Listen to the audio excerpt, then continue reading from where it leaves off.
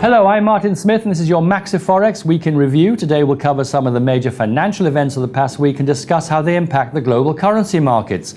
But before we cover the headlines of the week, let's look at last week's rises and fallers. The euro-dollar had a somewhat mixed performance this week, but saw a nice gain, jumping 2.3% to close the week at 146.33. The pound also had a mixed week versus the dollar, but was unable to match the success of the euro. The pound fell to 164.23 for a loss of nearly 0.5%.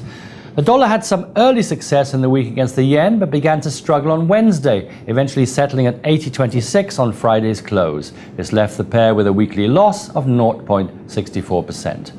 The dollar CAD went back and forth throughout the week, but managed to notch a fifth straight week of gains. The pair added 0.16% and was last trading at 0.9775. Commodities now, July crude orders struggled throughout the week and eventually took a loss of just under 0.4%.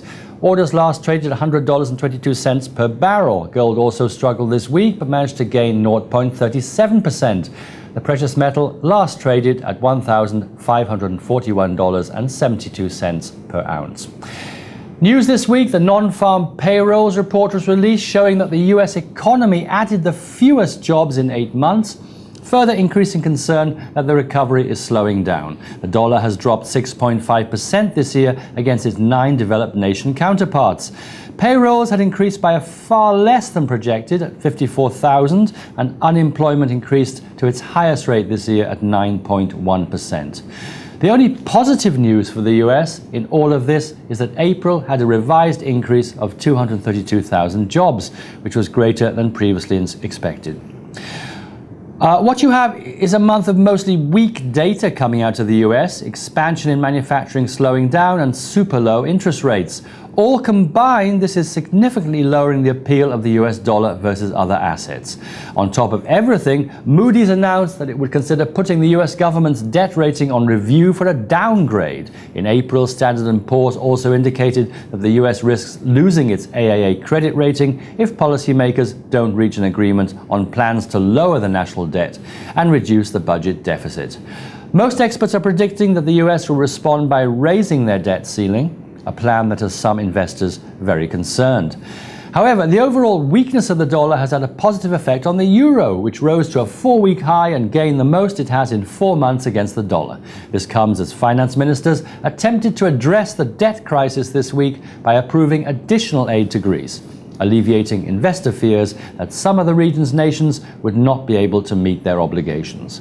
The current package is expected to prevent Greece from defaulting on its next payment, but will likely come with strict conditions.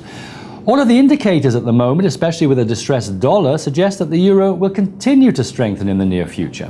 In fact, the recent euro strength has already had its effect on the British pound, after an index of UK service industries showed far slower growth than forecast, leading to further speculation that an interest rate increase will be put on hold. The pound was trading at 89 pence per euro, the first time it had reached its level since May. At the same time, mortgage approvals in the UK fell to their lowest level in 4 months, a strong indicator of slowing economic growth. Adding to the pessimistic outlook, Barclays Capital lowered its 6-month and 1-year outlooks for a pound, citing the most recent data coming out of England. Well, that's all we have time for today. I hope you'll join us next week. Until then, be sure to visit us at maxiforex.ru.